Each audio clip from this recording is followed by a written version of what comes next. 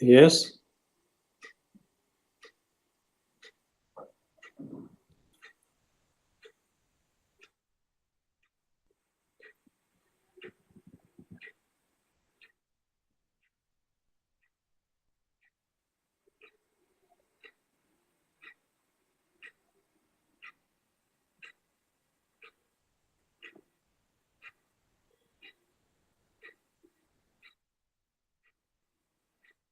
So when we take into account the higher needs, they result in basically satisfaction. So the satisfaction is in a term, if we look it into the behavioristic angle, then it is a self-actualization. Self-actualization doesn't happen when we take into the primary needs or the very basic needs into account. It is achieved only after one has fulfilled the basic needs and then one has taken the higher needs into account and those needs are fulfilled, then one gets kind of sense of completeness. So Maslow says it's not so much a matter of what a person does and how much he feels about what he is doing. So it is not relates to what one is doing and how much one is doing and what he is doing or what one is doing. The point is that how much one is satisfied with doing something. So this is very important. So the self-actualization, need of self-actualization is prime, which is almost on the top of the list of hierarchy of needs. So there are basic needs, there are intermediate needs, there are other needs, and then the top there is a self need of self-actualizations. That means where one sees oneself in the sense of completeness. So this is very important, and it has very important implications on the instructional uh, design or on the strategy of instructional design preparation. Because Maslow's hierarchy of human needs are important in the sense that when we take into account the students' involvement with learning and how they are instructed, then one the students learn, and when the student finds himself or herself really evolved with the learning, so that stage is basically stage of self-actualization. So Maslow's strategy of hierarchy of needs is very important in the instructional implication. That would mean that when we prepare or we design the instructions, then it should be built in such a way that the learner gets an opportunity to self-actualize. If we continue with the humanistic needs or humanistic model of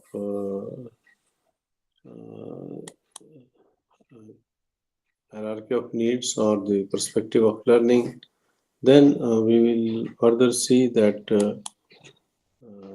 just like Maslow, Roger has also focused on the practice of learning to a great extent.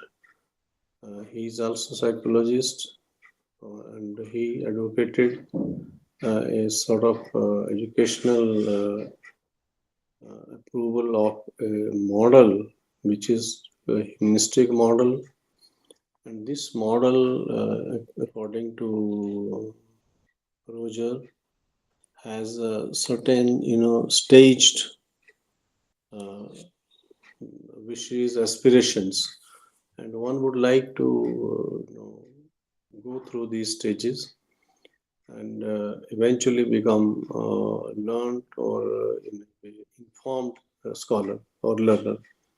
So, what are these stages? what are, in fact, he calls them principles of humanistic learning. So, according to Roger, the very first principle is to desire to learn. So, desire to learn is, he feels that humans have innate desire to learn. So, even if it is not imposed from outside or family, every human being has a desire to learn. So, it is a very first stage where humans have innate wish, innate desire, and then they do not want to, I mean, humans do not want to learn something which is not meaningful to them. We all know that a child would like to learn a particular aspect which gives him some sort of satisfaction. He would like to learn about how to eat. He would put his fingers, our fingers, in the mouth and then chew them. So he or she wants to get into practice of picking up food and eating it. So that means this desire is very innate desire. Nobody is going to tell them that yes, you should eat. So if the child is hungry, the child would pick up anything and try to put it in the mouth and then chew it or eat it. But at the same time, I think it is very important aspects of learning that it should be without threat. That means with sense of fear that is inculcated or that is posed from outside, no learning can take place. Every learning or any learning will take place when it is without threat. That means if we take an example of student do learn with the fear of punishment by the teacher or punishment in terms of low score or something, but that is not the optimal or ultimate learning. So if one would like to take learning in truer sense, then the learning has to be without threat. Same is with self-initiated learning. Uh, I think every child, every human being who has innate desire to learn, this desire for learning is self-initiated, means it doesn't come from outside, it comes from inside. So that way, this is self-initiated. Similarly, cognitive theories and uh, their implications, I think this is very important point to discuss. This is very important because if you look into account the cognitive theories means how do we see, what do we see, and what do we gather from that? That is the cognitive theory. And cognitive theories are basically more psychologistic theories and which have great influence on the distance learning process and specifically while designing the instruction. There are a lot of aspects of this cognitivistic approach, but let us understand it with the few bullet points. The very first one is that the cognitivist theory lays great stress on the learner's learning process. Means it is not what one learns or what not, but what is important is that how the learning is transacted, the process. What is the process adopted in learning? And also, basically, the impact of the cognitivist learning approach is that it sort of works in a structure, and the structure is basically already existing in the learner. That means learner is already having some plan how to learn, what to learn, why to learn, where to learn, or what to learn. So similarly, it helps the learner because it is innate desire So it helps the learner also to store the information that one receives from learning. Similarly, it's a higher cognitive skill, and also it emphasizes on the good environment for learning that has to be there.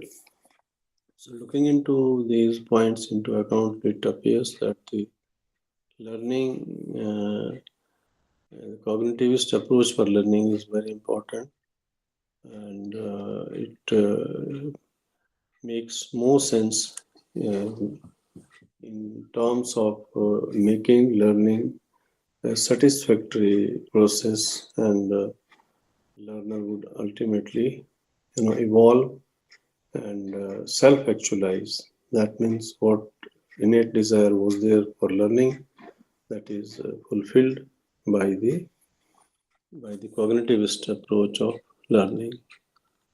So, I mean, we'll also go to the constructivist school of thought.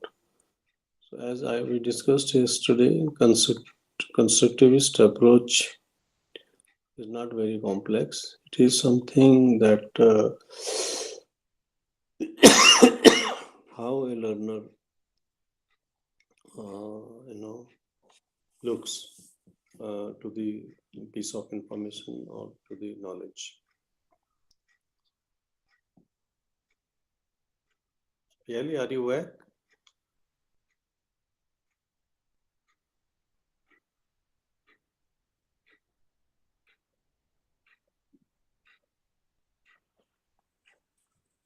So the constructivist learning is basically learning is by doing. So that would mean that we gain information, we gain knowledge, uh, we discuss something, and then we pose question: what is it? Why is it? And with what it is, why it is, we sort of go into the knowledge domain and we discover something. We try to discover something. So, as Brunner has said, and that this is a practice in discovering or oneself, just like teachers does with the students. The teacher would like to know the profile of the students.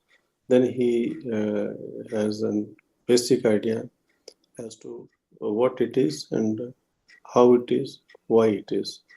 So with that, he or she, in terms of teacher, comes to know what is the profile of the learner. So if that is what the teacher does, similarly, the student also, try to do something, and maybe in the process of doing something, the learner comes in through various stages. Well, there are a lot of questions why he is learning, why he is doing something. So this why adds into gaining knowledge, that what is the process involved in it, what are the results that are going to be there, and what are the challenges of learning a particular skill or knowing about a particular aspects of some object or some piece of information. So this is a basically principle which takes into account that knowledge construction uh, is very important for the learner. So you cannot teach people,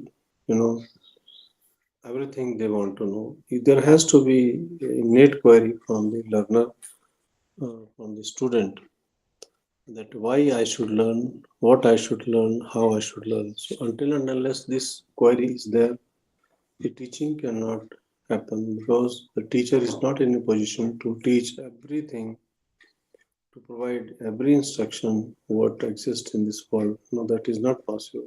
There has to be discovery, there has to be a query presented by the learner, So then, say for example, the teacher cannot teach the student anything and everything uh, about the sea or the river or the process of catching fish in the river.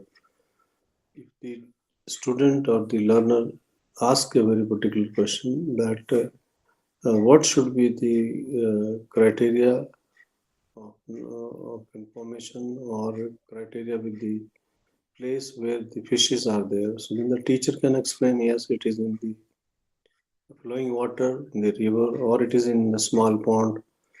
So it is available there. Then he can devise and give the technique how to catch the fish. So the teacher can only help when there is query from the learner. So this this cognitivistic approach of learning in terms of Rogers principle it happens in the zonal proximal development. The zone of proximal development. So this almost happens when there is something which one can imitate or which one can reproduce. So this is an imitative learning, and there has to be someone who we can imitate, or there has to be someone who the learner can imitate. So it is in the proximal, so it is a zone. It has to be in the zone of proximal development. Means there has to be an example nearby, and in a sense, it deals with the peer group learning. So peer group learning involves learners of same group, perhaps in distance education may not of same age, but all the members of the peer group are definitely pursuing one program. So they are part of that program. So in that sense, they can learn from imitating one another. So it is also in a way collaborative learning. So that is a very important aspect in the distance learning, because the zone of proximal development is basically you develop a peer group, and within the peer group you imitate one another, you copy one another, and then you learn from that. So it's also in a way collaborative learning. We move a little ahead, it is also like a scaffolding. Dear learners, you might have seen at a certain construction site or elsewhere, there are a lot of scaffolds. What are those scaffolds are doing? They are actually helping. They are helping the person who are working there to move little higher. Similarly, it is also happening in the learning. So what model you should devise for the learners who might be trying to get into higher learning. So it is if we refer it to the instruction, that would mean that the instructions have to be planned in such a way that one, they fulfill the needs of the adult learners at one particular level. At the same time, it should also facilitate the learner to get into the higher stage. So once you do that, once the scaffolding starts to work with the learner takes the help from those those learners who are in his or her level or in his or her environment. But then the learner takes advantage of their experience and gets into the higher position. So it is a kind of scaffolding model. It is exactly like when you build a house or a building, a lot of scaffolding is there. So once the scaffolding work is done, it is removed, and then you go to next floor or the next uh, level. So it is same with learning. So the scaffolding aspect of learning, specifically referring to the constructivism approach with regard to instructional design, it is very, very important because the learner, construct the learner forms the knowledge, forms the information on the basis of what is existing around one's own environment. So he takes help from that, just like workers or the engineers take help of scaffolding. Then, once they are at the higher level, they leave this scaffolding away and move to higher levels. Same is with the learner. Uh, then there is a cognitive apprenticeship and a couple of other points like coaching. That means taking in guidance how to work with this scaffolding model, how to take help from the peer group and move to higher place. There is a one simple single point which is contextual learning. This is something very important with regard to constructivistic approach of learning, constructivistic learning. So if you look at the contextual learning, we all know how one learn. One learn about traveling by one learn about the challenges of meeting different people and handling their behavior. Because if you travel frequent, you come into the contact with a lot many people, and then you know how to deal with unknown people, how to deal with an unwarranted situation. Sometimes we are traveling, and then there is sudden breakdown with the vehicle, and we are suddenly stuck in the middle of the road, and there is no way out. And how do we manage that? We try to seek help from other motorists. So the contextual learning is very important, and there are a few strategies which have been prescribed. Like the very first one is problem-based learning. So how do you learn? You are given a problem. That means you are given a situation which you have to deal with, and once you deal with it successfully, you drive out some conclusions, and those are your learnings. Using multiple contexts, that means at one particular point you have different too many contexts. That means you have to deal with so many variables. So similarly, like the students have a lot of problems. They have the course material, they have family, they have to study, they have community, they have school, they have teacher. Now what to do? So these are multiple contexts.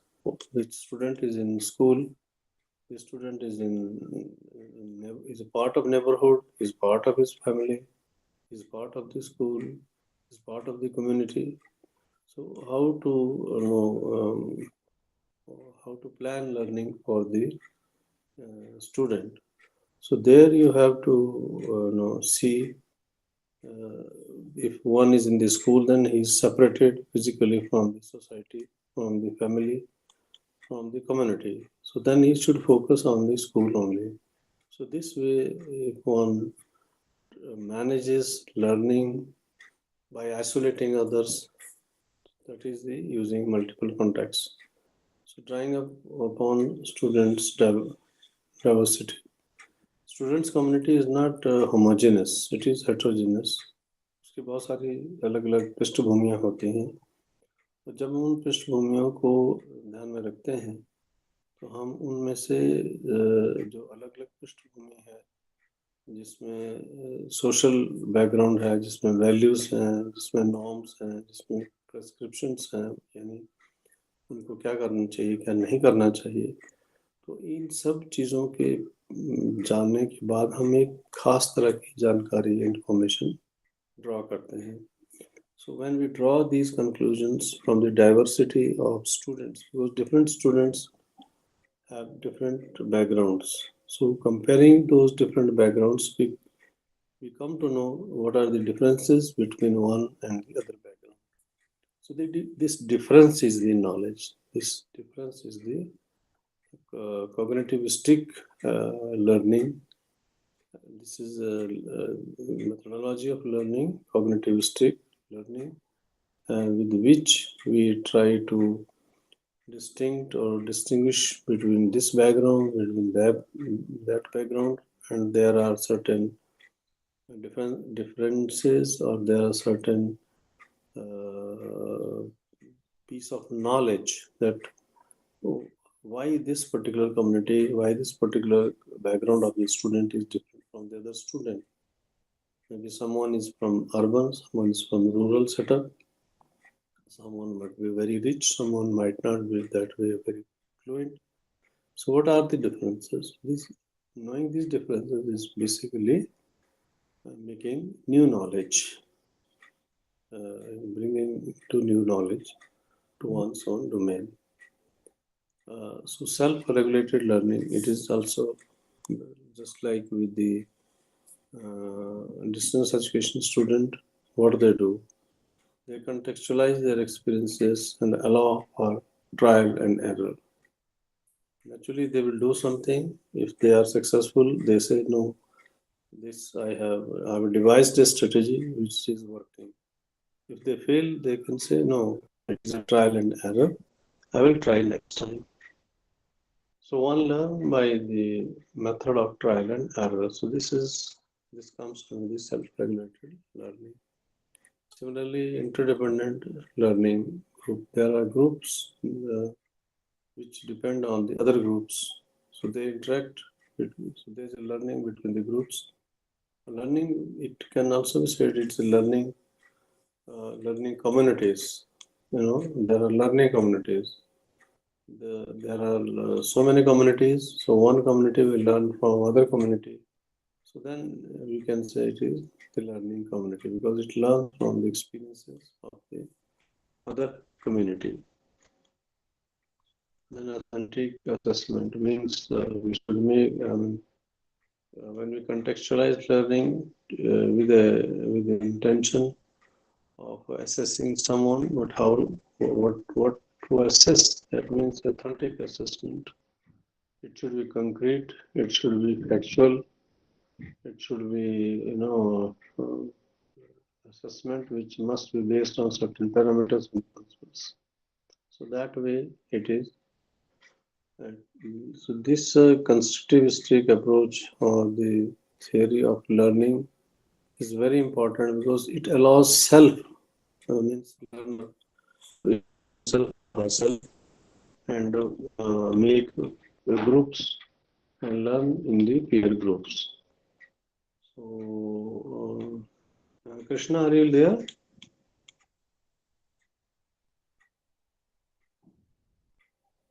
Krishna, are you there? Yes, sir. Okay. Yeah, I'm here. So, is there any question to be asked? So far, sir, it is okay. Your voice is very low. So far it is okay, sir. Sorry? It's okay so far. Okay. So, Krishna, now we are moving to next blog, which is blog 2. I think now we have Arti also joined, right? Good morning, sir. Due to network issue, I was not able to join since 50 minutes. Today the volume is very low. I don't know what is the problem. Whether it is with my phone or So due to network issue, I was not able to join since 50 minutes. okay. Is it okay now? Yes, sir. Okay. So we discussed briefly, but we discussed yesterday because Piali was also not there. She couldn't. She also had some issues, so we discussed. We had a little recapitulatory session. Then we discussed the Maslow's model of Need hierarchy of needs, and then we Okay. discussed another that is constructivistic approach or school of thought of learning. So, if brief, you would like me to briefly go through it again, then you see, Maslow talks about the basically his model is the humanistic perspective of learning. So, humanistic perspective of learning is important in the sense that human beings have, innate desire for learning, and this innate desire of learning ultimately unfolds into uh, satisfaction, and he uses the word to describe that satisfaction as self-actualization.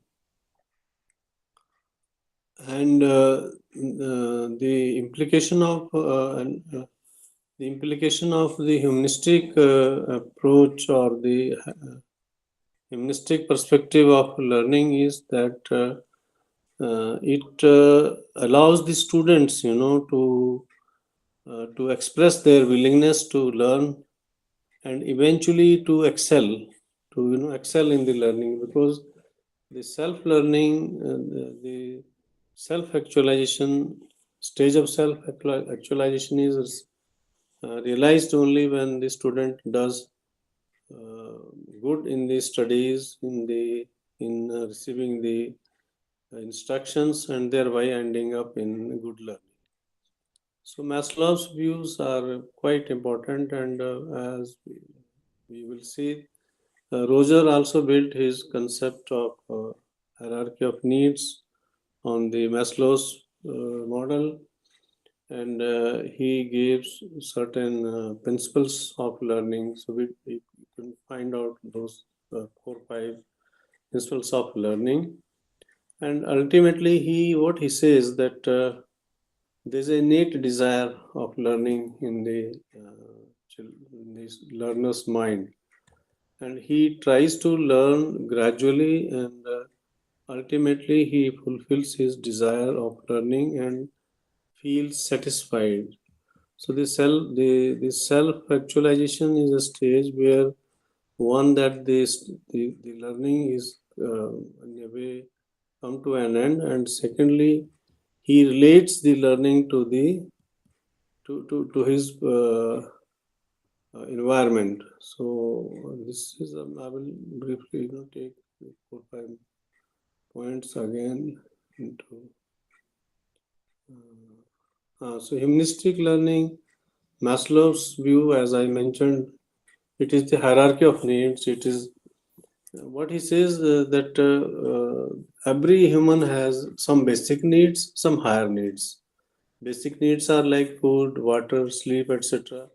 Once these needs are fulfilled, he thinks of higher needs. Once the higher needs are fulfilled, he has another need, that is the need to show that yes, I have achieved this particular thing. What he emphasizes, it is not very important as to what he does to fulfill that needs to self reach this stage of self actualization, and how he does it, but his aim is to reach the stage of self fulfillment, and have a sense of self actualization. Roser is also of the same view, but he adds new dimensions to it, and these dimensions are, he says, every learner has a desire to learn. It is innate learning, innate desire, and to fulfill this innate desire, he aspires, he demands meaningful, you know, to be provided meaningful learning. So he doesn't want, to have learning, to have instruction which is not meaningful. I was giving one very simple example of a child. Every child wants to evolve. Every student wants to evolve. Every learner wants to evolve. And every child wants to, evolve because he has the basic needs and then he has the higher needs. Basic needs, he will cry when he or she is hungry. And once that happens, if one gets milk after crying, then the child doesn't need anything else. And also the child would like to cry not because due to threat from others. Similarly, the learner would like to learn not by threat, not by force that is exerted by others, but by his or her own will. So this way, it is self-initiated learning, etc. So cognitivistic theories have greater implication, as I just now mentioned, that they emphasis on learner and learning process. Learner means emphasis on learner means the learner is treated to be a basic human being, and every human being has desire to learn. So it focuses on the basic needs of human being, and then capability of the human beings to learn, and then need of proper environment.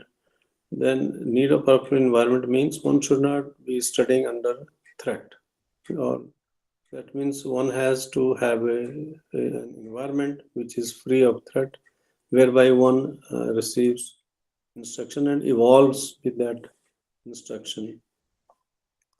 So that was one, and then we also discussed the constructivistic theory. And this constructivistic theory is, I think, it's very simple.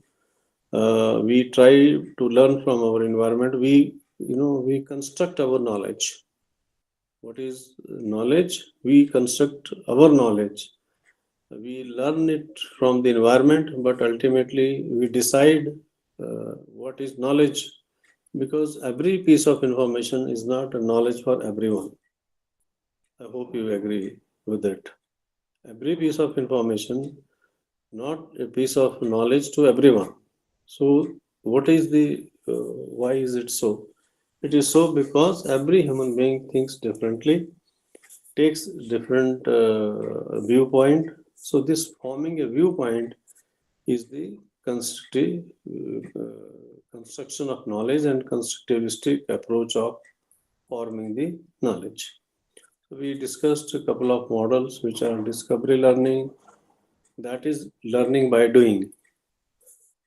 So this is learning by doing. So we learn by doing, we do something, and if there are certain experiences during the process of doing something, we learn from doing. We are driving, someone we are traveling, someone is driving, driver and conductor are talking, and they met with an accident. We learn that it is wrong to speak to the driver while one is driving, or it is wrong to disturb the driver while one is driving. So this is discovery learning. We learn by doing.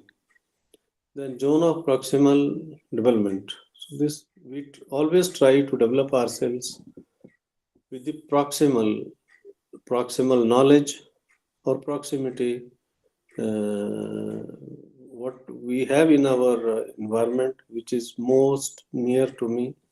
I get affected by that. So some students, the students are always imitating their teachers, because in the teaching learning environment, the most proximal is the teacher. So, in fact, what he is referring to by the zone of proximal development is the peer group learning.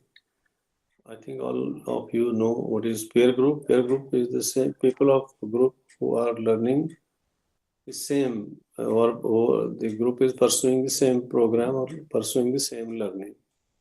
So, if a member of group is doing something, we imitate, we copy, we learn from that by imitating or by copying. So this way, we learn by imitating or by taking example or by becoming something like one who is in our proximity. Then there is a scaffolding model. This is a this is something very typical scaffolding model. So the scaffolding model is a very different one. We know that in construction site we have lot of scaffolding. which is used to support one floor, which is used to help the workers to move to the higher level. And similarly, there's a learner, and the learner is trying to learn by taking help from those who are in the in one particular level where construction is happening. So the learner learns from the uh, the availability of the resources which are at one particular place. Means if we take help from the peer group and then eventually we move to the higher group, then we discard that particular level or help of a particular level, and then we take help from the higher level. So the scaffolding model is very important for gathering or mustering support from one particular level and moving to higher level. It is not very difficult to understand, because if we go to a construction site, we see a lot of scaffolding that is to support one particular level, and eventually when the slab is formed, we remove the scaffolding, and then we start again from the higher level. So it is same with the learner. So it is to promote the learner for higher level of learning. Then there is a coaching, and then finally it is a contextual learning. This point we discussed very exhaustively. What is contextual learning? Context, we all know what is context. Context is a certain set of situations which relates to maybe learning in our context. So it's a learning from the context. So it's a discovery learning. As we mentioned previously, it is learning by doing. So when we do something in particular situation, we gather a particular piece of information or knowledge. So then we say, yes, this is what my conclude. This is what my piece of information is, and this is piece of information for me. So discovery of knowledge is basically discovering new knowledge. So as I mentioned, the zone of proximal learning development is there, and it has different stages in the scaffolding, cognitive apprenticeship, and finally the contextual learning. So contextual learning, uh, there are 3-4 parameters or variables in it.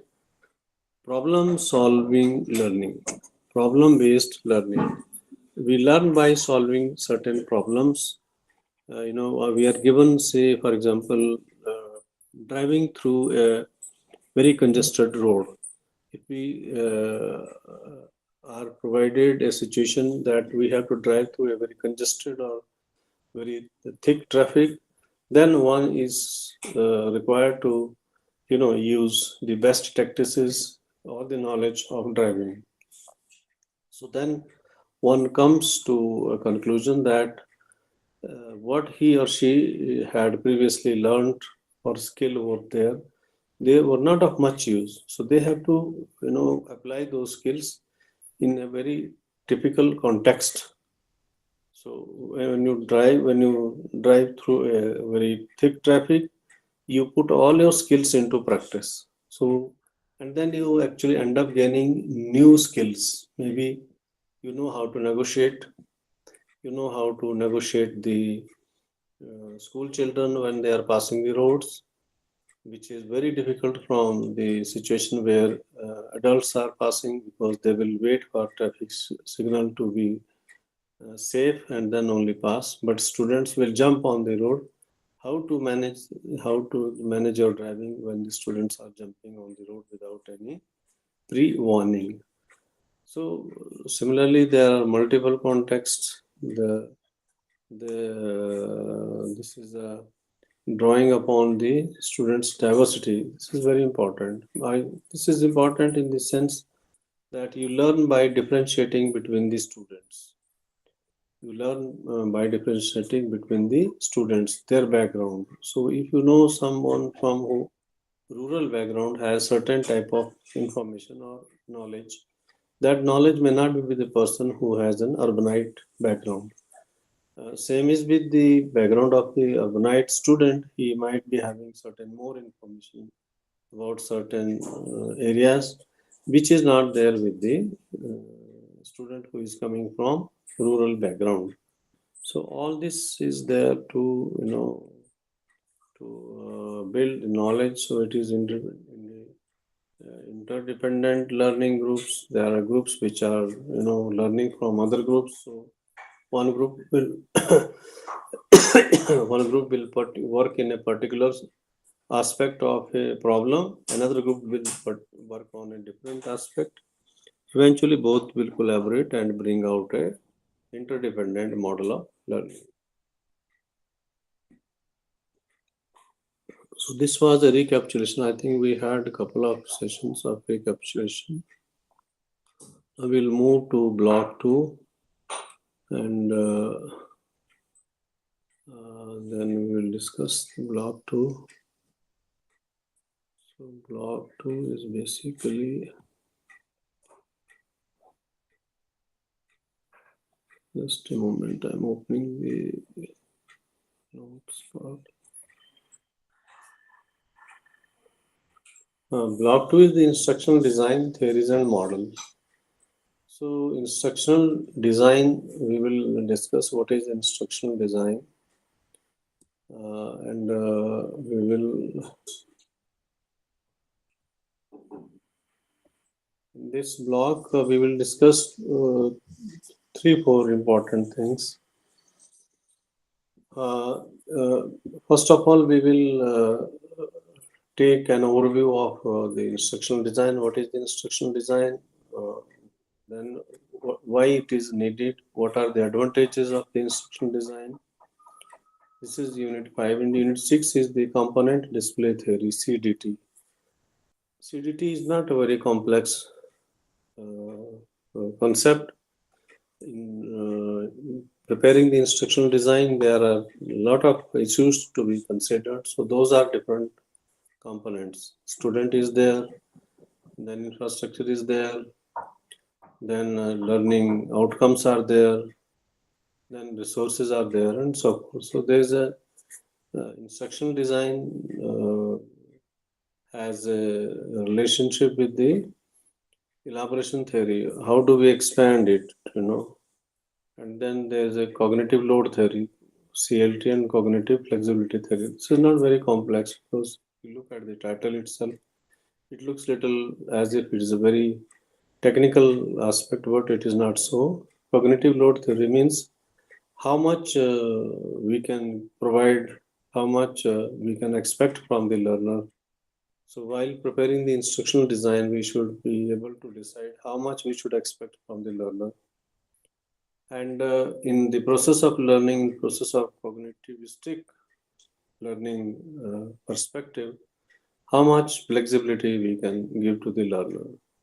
And then theory of multiple intelligences, because there are different sources of intelligences, so we'll discuss that. And similarly, there is a 4CID, 4-component instruction design model. This is one model, so this we will discuss. So this, if you look at the instructional design, an overview of the instructional design. So we will go to what is instructional design.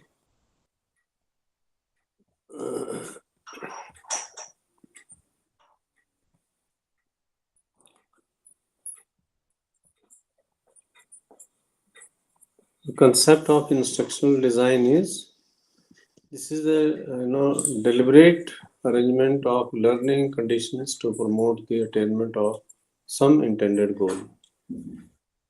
Instructional design is always there to have some outcome from the learning. What is the outcome from the learning? That we have to decide. So how do we achieve how do we attain, how do we fulfill our goals? How do we fulfill our goals? We plan something, we prepare a strategy, and we prepare learning conditions, and those learning conditions is the deliberate arrangement, जिसको हम कह सकते हैं ना कि अपने वांछित उद्देश्य को प्राप्त करने के लिए हम एक तरह से जानबूझकर हम कुछ विशेष परिस्थितियों का निर्माण करते हैं। मीन्स हम ये जानते हैं कि हम ये क्यों कर रहे हैं, और ये जानते हुए हम कुछ विशेष परिस्थितियों का निर्माण करते हैं ताकि हम अपने वांछित लक्ष्य को प्राप्त कर सकें। वांछित लक्ष्य को प्राप्त करने के लिए विचार विमर्श पूर्वक या संज्ञानात्मक निर्णय से तैयार की गई परिस्थितियां इंस्ट्रक्शनल डिजाइन होती हैं। तो इंस्ट्रक्शन क्या है? अनुदेश। जब हम कुछ ऐसी अनुदेशात्मक परिस्थिति तैयार करते हैं, सोच विचार विमर्श करने के उपरांत ऐसी अनुदेशात्मक परिस्थितियों का विचार इंस्ट्रक्शनल डिजाइन है, जिनके माध्यम से हम अपने निर्धारित या वांछित लक्ष्य को प्राप्त कर सकें। तो दूसरा ये है कि instruction is the arrangement of information and environment to facilitate learning. Instruction क्या है? इंस्ट्रक्शन जो है वो एक ऐसी परिस्थिति का निर्माण करना है, ऐसी परिस्थिति को बनाना है जिसमें हम इंस्ट्रक्शन फैसिलिटेशन कर सकें। इंस्ट्रक्शन यानी लर्निंग हो, इसके लिए हम एक अनुकूल वातावरण तैयार कर सकें। तो दो चीज़ें इसमें बड़ी बेसिक हैं। पहली जो इंस्ट्रक्शन के बारे में है, that is the instruction is the deliberate arrangement of learning conditions.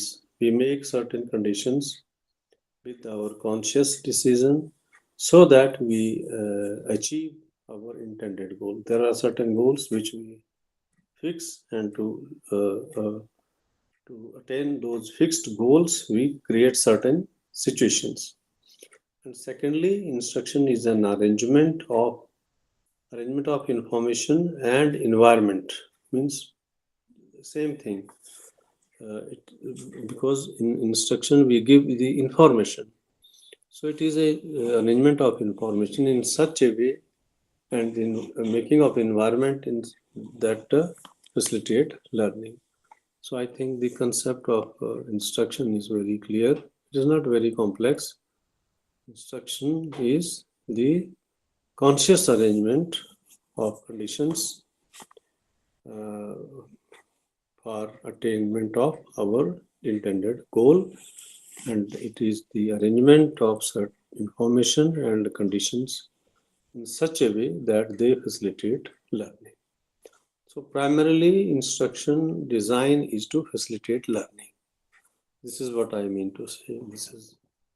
It is an arrangement, it is a preparing of conditions in such a way that they help you to learn. What happens with the instructional design? क्यों हम instructional design बनाते हैं, ये question है। तो question कि अगर instructional design, why it is there to focus attention on goals. If there is no instructional design, can you think we can work in the classroom situation? If the teacher does not know how to teach, the teacher knows a lot about physics, but if he or she doesn't know how to transact the knowledge in the classroom, I think one is not a good teacher, or one is not teacher at all. A good teacher is who uses his or her knowledge and prepare conditions, create conditions to impart information so that the desired goal, or the means the student should get this particular knowledge. How they do get this particular knowledge? There has to be some environment in which they study. Who will prepare that environment? Teacher will do that. So teacher will prepare, design the instructions in such a way. He will create certain arrangement, he will do certain arrangement, he will create certain environment in which he will promote the attainment of the desired goals. So the very first, why do we do it? Because we want to focus on the goal. If, if we do not do that,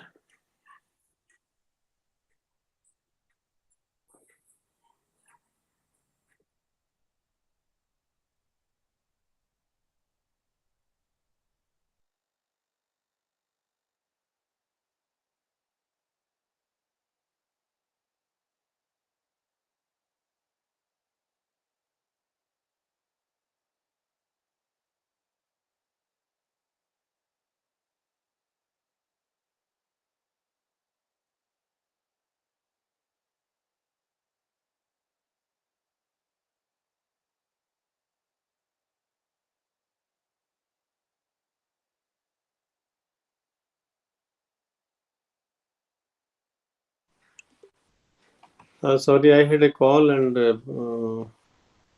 suddenly it broke down.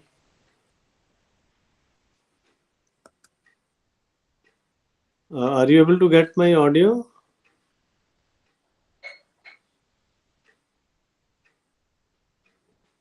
Krishna, are you getting my audio?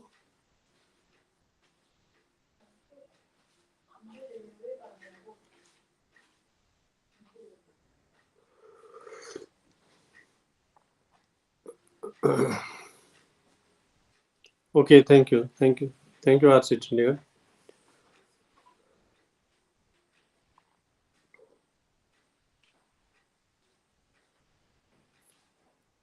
So it's very important to have the instructional design, because if we do not have the instructional design, then we will not be able to reach to attain our goal of learning and teaching process. This is very important. The second one is it is the instructional design is a route to the action plan. What is action plan? That is a strategy. That is a strategy. So it's a route basically. We find out the way to our plan. So, say for example, if we want to, cultivate apple, if you want to do the apple farming, then for doing apple farming, we have to have lot of things there. There has to be saplings, there has to be pit form, there has to be proper treatment of the pits and this and that. But how to do that? You know, how to do that? So we should contact the nursery, we should contact the horticulture department, we should contact a few other people, technical people. So this is the facilitating the route to the action plan. The third one is communication and coordination. So the instructional design will tell us how to communicate with different people, how to contact with different people, and how to coordinate various activities. There are separate in one activity. There are certain other components. Maybe one activity, but it has 2, 3, 5, 10 different components, and all these needs to be coordinated. And then basically it is to avoid the wastage of resources. If you have a good instructional design, then you can focus your resources and can avoid the wastage, or you can avoid the wastage of resources. You should not be working here and there without purpose. So you are focused, you are able to reach to the route, plan, you have a route, you know how to communicate and coordinate. So this way you reduce the wastage of resources. So the few questions, that a few issues that emerge, these are who, when, how, and what. Who, when, how means how to do it, when to do it, who will do it, and what to do. So these are the areas which gets resolved by having instructional design. So I think we all are very now clear what is instruction. Instruction is creating sort of arrangement or an environment where we are promoting the attainment of our intended goal. Or instruction is basically arrangement in an arrangement in which we try to uh, attain or try to achieve our goals. So if you look at the instructional design, it has a lot of various other aspects, but I think here we will focus on different theories which are there related to the instructional, or what are the different theories and models of instructional design. We will go to the Gagne's 9 events of instruction. Robert Gagne, I think we read in the block 1 also about Gagne's model, where he talks about the strategies, where he talks about the basic concepts of distance, open and distance education. So there are 9 events of instruction. Means there are 9 stages or 9 types where instructions takes place, or we reach to an optimal point or ultimate point by traveling through various stages. So the very first one is to gain attention. Why do we have the instruction? Why do we have instruction? This is a primary question. हमें instruction की ज़रूरत क्यों है? Already I think we have learned just now that it is to focus the attention. If we do not have instruction design, we cannot focus our attention. You see, if we do not know how to do something, then to do something, whatever is there to do, we cannot do it. We cannot attain our goal. Even the goal is there, but if we are not having a design to how to attain that goal, we cannot reach to that goal. So the very first purpose of the instruction, according to Gagne, it is to gain attention. Means we put the goal into focus. Simple as that. We put the goal into focus. We bring it into the focus and then we try to reach it. Then what we do, we describe the goal and inform the learner of the objectives. We inform the learner and try to and describe the goal. What is goal? The goal is there. It has to be achieved. It will be achieved. But first we bring it into the focus. So then if it is in the focus, we can describe, yes, we have to successfully pass this particular course. What this course contains? It contains the higher education. We bring it to the information of the learner. Then what we do? Stimulate recall of prior learning. We tell the distance learner that yes, you have already done PGDDE, so this is MADE. So you have studied certain concepts. Here you can link those previously learned concepts with the present concepts and then perhaps go on further studying.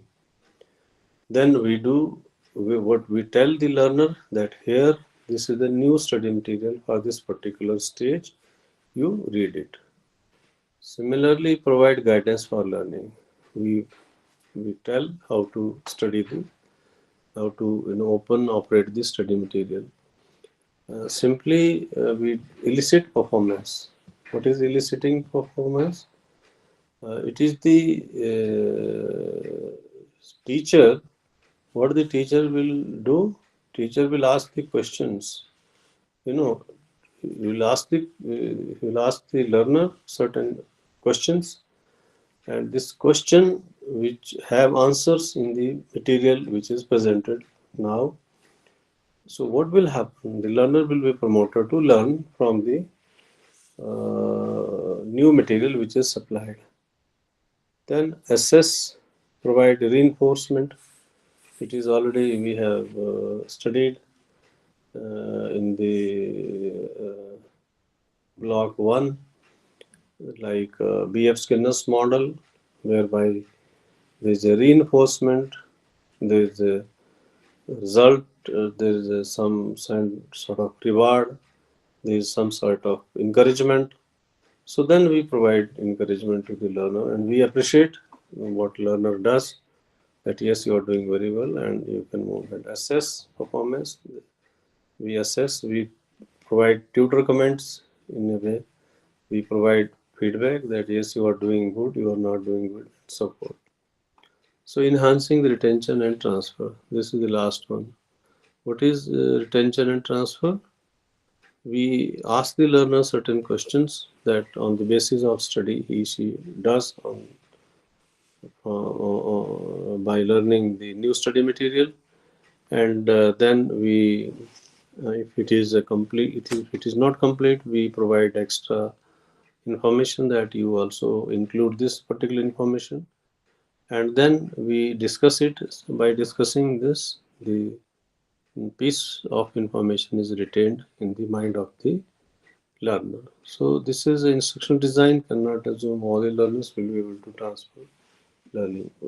We have to keep it in mind, every learner is not equal. So the transfer point is respective, it is different with the respective learners. We know that all the learners cannot retain the same amount of information. I'm talking about information in terms of knowledge. So यहाँ पे सूचना का मतलब है, सूचना मतलब कोई newspaper की सूचना नहीं है, सूचना का मतलब है ज्ञान या knowledge. So this is what the 10 points of Gagne's instructional system or design. So similarly, we have Banathi's design also, but we will move and we'll discuss 2-3 important models which are there in the discussion. Maybe if you want to discuss them, read about them, so you can read. But because of the paucity of time, we will discuss one very important model which is there.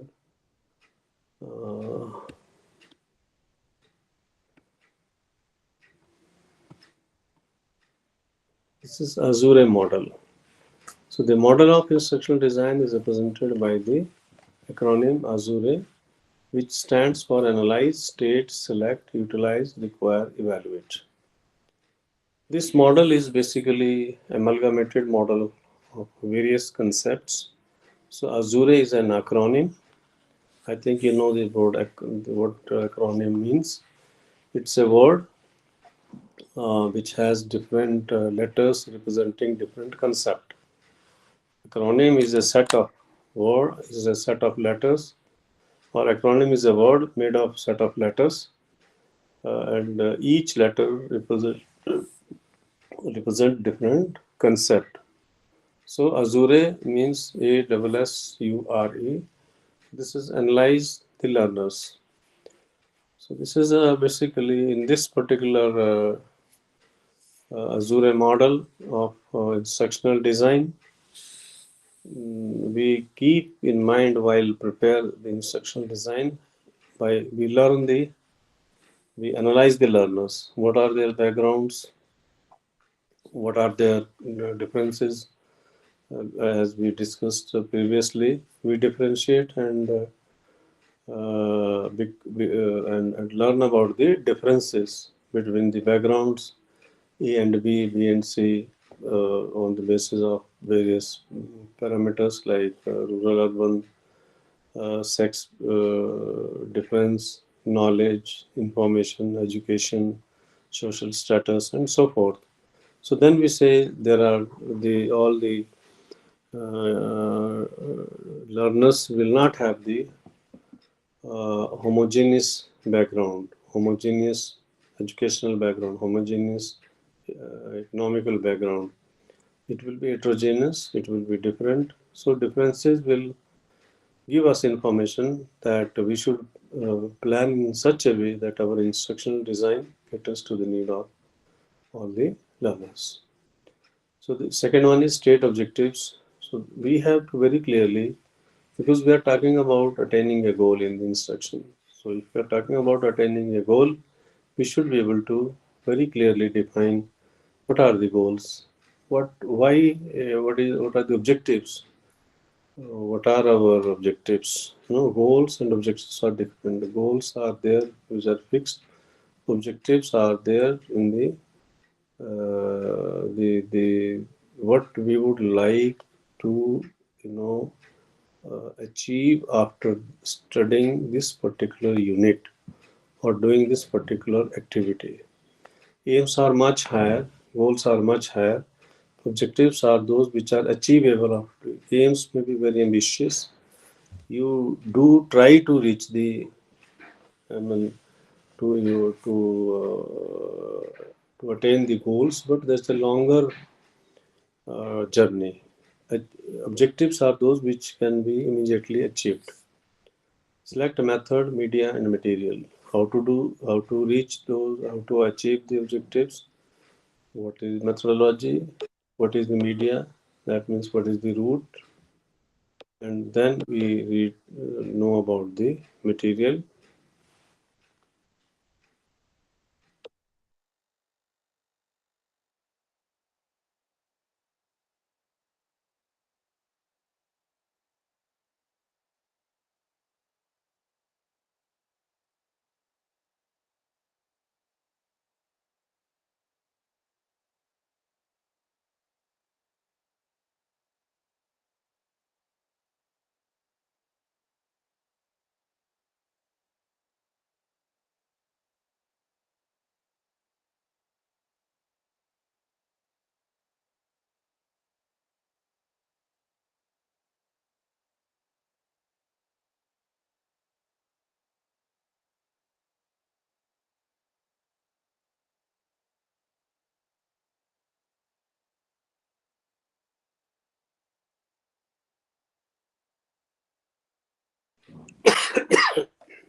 Sorry, there was a uh, disruption and unwanted disruption. So we were, discussing about the Azure model. So then we have to uh, make or plan for the utilization of media and material. What media we will utilize and what materials will be required, and then we will plan about the require learners participation. What will be the level of participation of the learners? How do participants can participate? And then evaluate and revise. So then we will evaluate whether our instructional design is going to work. We might have a run practice, maybe one run, two run, three run, and then evaluate, and then we will revise it. So then, if there is need, we can revise it. So basically, it is we had Gagne's 9 events model. In Gagne's model also, I think we saw how things progress gradually. We focus on the goal, we focus on the plan, we evaluate, we discuss, etc. So Azure model more comprehensively work on the models of different uh, uh, thinkers, what they have planned, and then prepare Azure is a model which is not based on one person's concept, but it is based on the concepts which has been there by number of thinkers, number of behaviorists and psychologists. So it just puts the activities in order. So Azure model is in a way is more important because it takes into account the systemic approach to provide a worthwhile instructional model. So, so we have already discussed about the constructivistic learning design model in the previous block, but here it is the constructivistic instructional design model. So they also talk about the instructional design by the constructivist approach.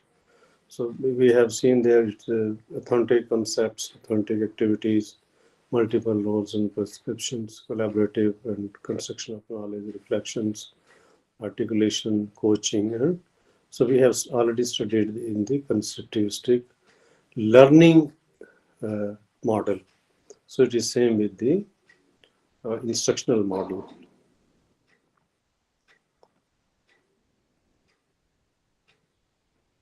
So I was talking about the component display theory, CDT. So it is not very complex model. Only thing we need to understand what is CDT, dimensions of CDT, and then recent developments in the CDT. So if we talk about the CDT, it is basically it's a it's a rather very it's a prescriptive theory, and it deals with the methods of organizing different ideas, different concepts. So there are different components which comes into making of a model. So what is it? It's a basically it has the categories. So the different categories are like facts. We talk about while preparing the instructional design, we talk about the facts. We don't discuss the aspects of knowledge which are not factually proven. So there are people, there are places, there are events, and those events are already verified, certified, like Newton's law of gravity, and there are so just like New Delhi is the capital of India. So we talk about the certain facts. We basically this model is to include type of information, you know, type of contents. What type of contents? The contents which are already proven. So that kind of information is same is with the concepts, procedure, and processes. So here also we include same such concepts, such procedures, processes, principles which are already proven. So those are the concepts. Those are the basically content categories, and based on the facts. One is content. One part of content category is facts, and the second part of the content category is the performance. What is the performance category?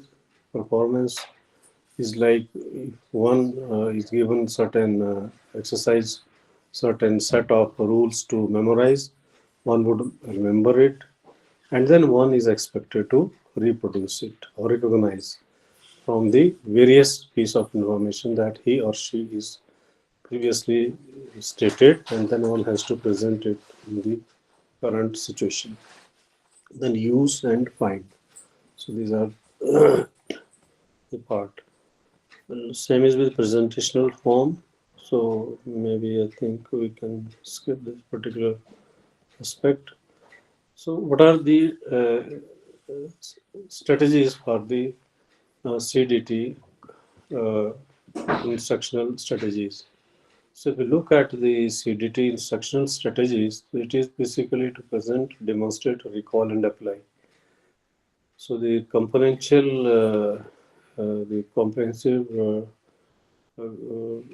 design of the instructional strategies in CDT, with regard to CDT, it is basically, according to Merrill, the four primary instructional strategies forms are there.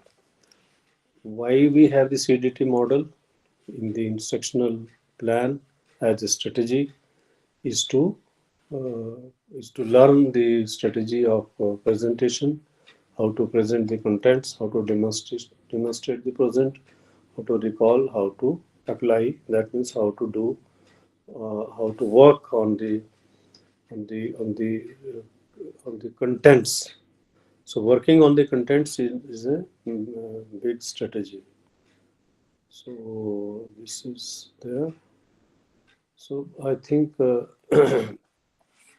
recent developments in the CDT is important in the sense that there are certain principles of instructions which have been suggested by certain behaviorists and psychologists, and these principles are basically the demonstration, application, and integration of the knowledge which the learner is provided through instructional design.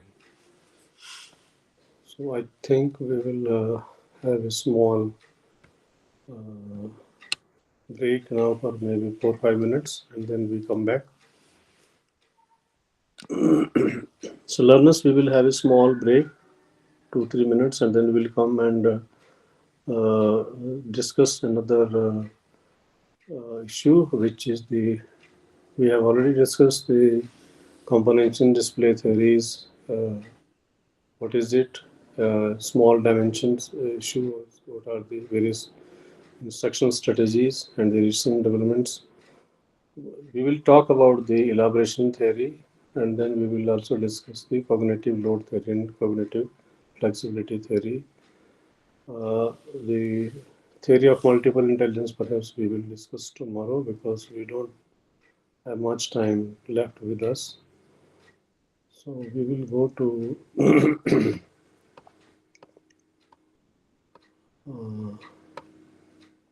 elaboration theory. It is ET. What is ET? What is elaboration theory?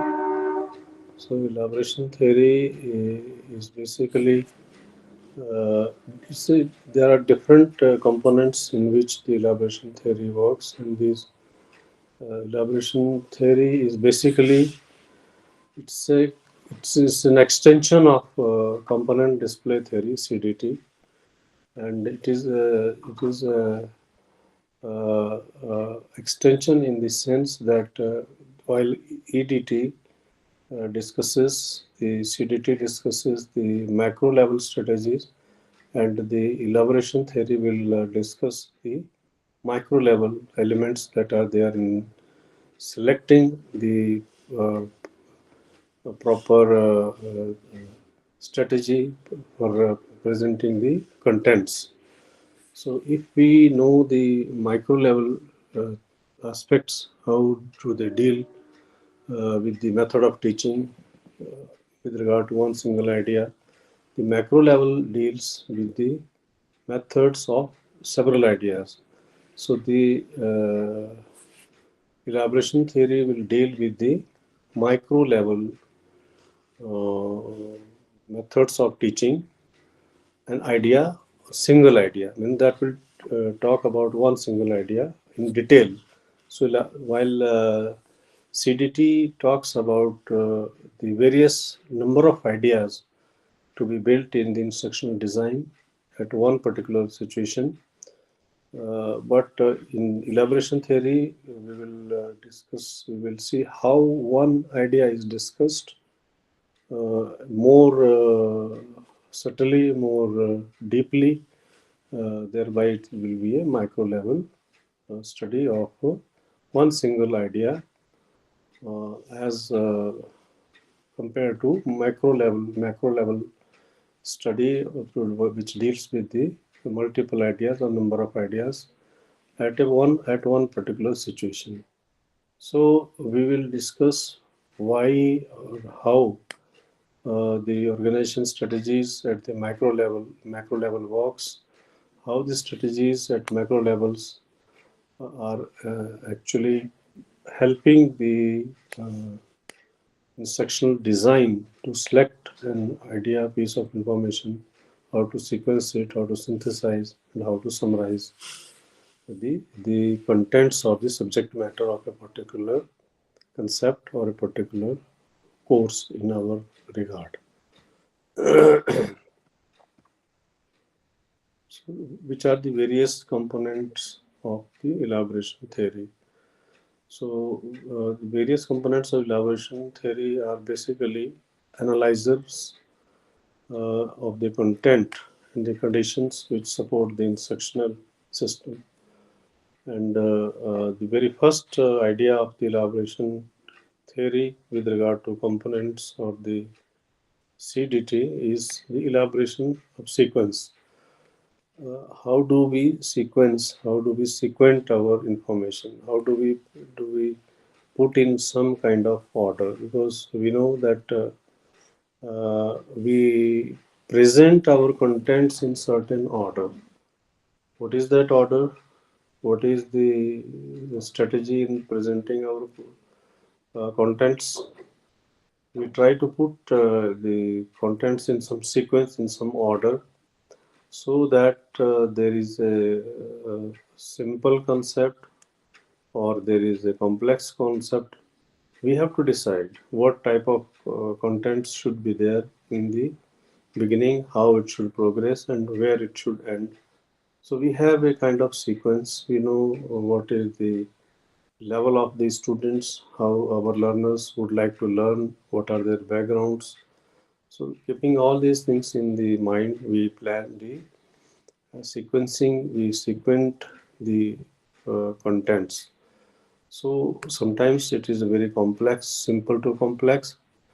Usually it is simple to complex. Maybe in some situation complex to simple, but in our instructional design that is meant for the learners, it is always simple to complex sequence. So, but there, so as I have been saying, in some situation it is also from complex to simple. But if we plan it for very one particular course, then we adopt the strategy of simple to complex. The elaboration sequence has two characteristics. These are the general ideas. We were talking about one single idea and then multiple ideas. So first, what we do, we talk about the one single general idea. We give the information with which most of the learners will be acquainted already. So instead of giving the information in very summarized point, we give a detailed, we give an information which is general information about some idea, about some piece of information, and then we try to acquaint the learner with that general idea of information. So we try to optimize it on the basis of single type of content, and then we take the learner beyond to the complex idea or the complex piece of information from the simple ones, from general to complex. So optimizing versus summarizing. So this is a process that is to optimizing. It is different from summarizing. So what is optimizing? First, presenting a very small number of ideas that are to be taught in a particular course or in a particular session, and then presenting them in a concrete, meaningful, and applicable level. So optimizing is something that an idea is presented with its concrete information, meaningful information, and in in a style that it can be applied. So if we want to take the first step of acquainting a learner with some piece of information, we put the information in a single idea. That means it should not be complex at the beginning. It has to be very plainly explained and put in the study in the instructional design in such a way that it is easily comprehensible by the learner. And perhaps later on we can take it to the higher levels. So single type of contents are those contents, these are set of events, set of objects, set of symbols, and there are certain procedures, then there are certain principles. So single content, single event, single simple symbol. We don't want to mix and provide too many jumbling of piece of information, jumbling of events, or jumbling of symbols at one particular stage or point, so that the learner is avoided from getting confused. Then we explain the procedures and then we explain the principles. So this is the elaboration. So elaboration is primarily is to presenting the contents in a simple to complex sequence, and simple to complex journey is basically in the beginning to provide the learner concrete, substantive, and very clear information with single idea, single event, and single object, so that there is no confusion to properly understand as to what this information is related to, as to what one particular concept is about, and maybe later on we can bring multiple ideas to the learner. So this is the idea of the elaborative or elaboration theory, ET. So there are certain learner prerequisites of it. So these prerequisites are the acceleration concept. There should be previous concept upon which we will build our present concept. Then there has to be change in the presentation of the contents. Then the change in distance. That means we should properly time it, and then ultimately we should measure it as to what extent the learner has been able to gain access to the idea, to the information. So maybe we will wind up with this discussion, and I would request our students, if they have any question, to ask, because the instructional design part is very complex. We began with the what is instruction, what is the instructional design, why do we need instruction design, what are the purposes, what are the objectives of having instructional design. So during the summary we came that this is a kind of set of events which is creating a condition, creating an environment where we promote to attaining our desired goal. So if we do not have the instruction design, I think we lose the path, we cannot focus, we cannot achieve our target, and also we will be wasting our time and energy. So there are quite a few models. So one important model is the CDT CDT model, which is there for the component display theory, which is to present the different components of information, whether the information is presented in a facts mode, or it is in the presentation mode, or it is in the practical mode. So we came across certain aspects how the information is presented, because sometimes we present the facts which are already proven, and then the elaboration theory talks about presenting the facts in particular style, in very in different sequence, whether it is one idea which is presented, how it is presented in a particular sequence from simple to complex, and so forth. So these are various aspects which we discussed about the elaboration theory. Maybe we will tomorrow discuss about the theory of multiple intelligence and the cognitive load, how much load we should provide in the instructional design for the learner to deal with, and also the cognitive flexibility, how much flexibility we can provide to the learner during the process of preparing the instructional design. So with this, I end the discussion, but I would request the learners if they have some question to ask.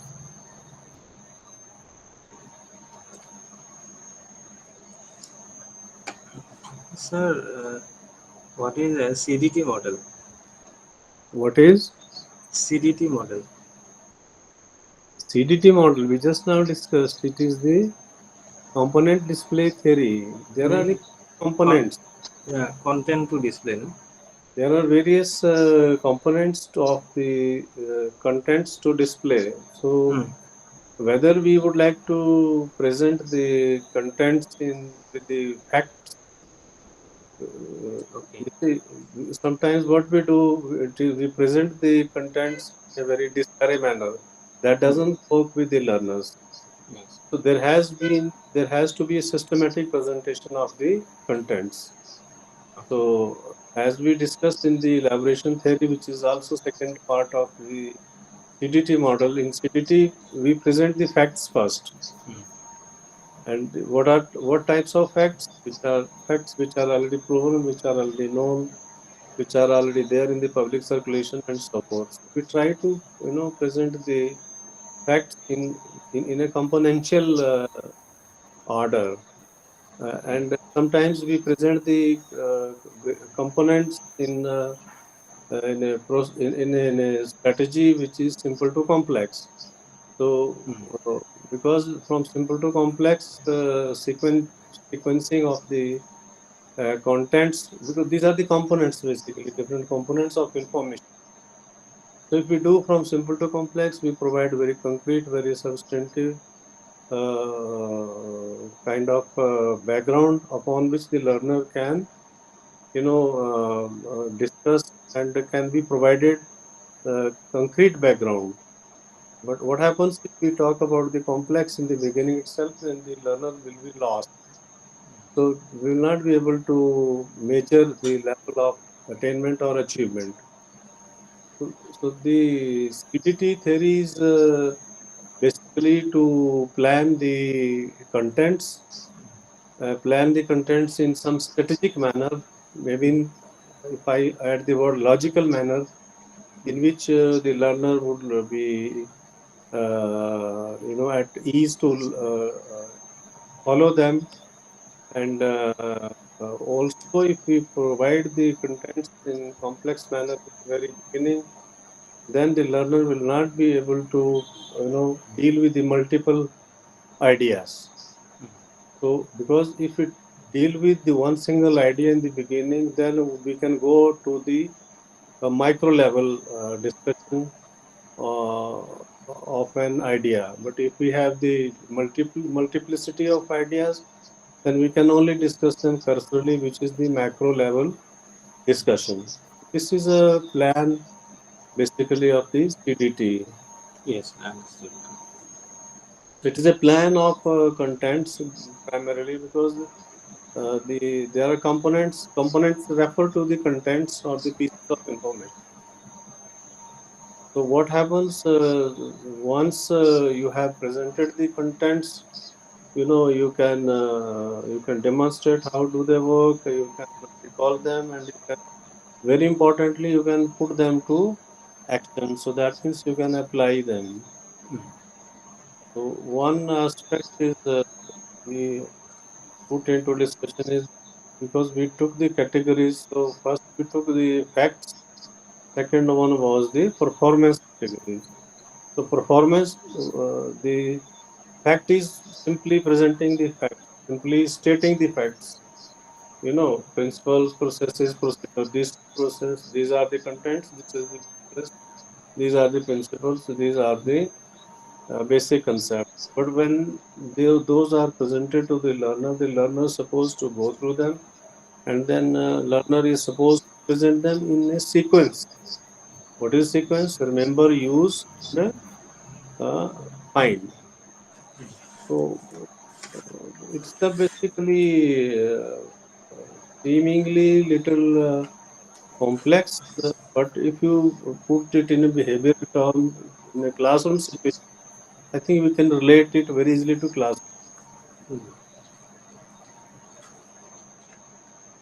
Thank you, sir. Okay, dear, welcome.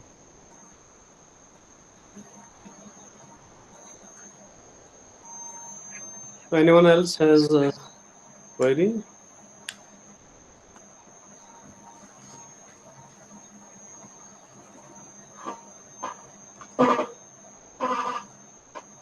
So I think with this we will. Yes, sir. Yes.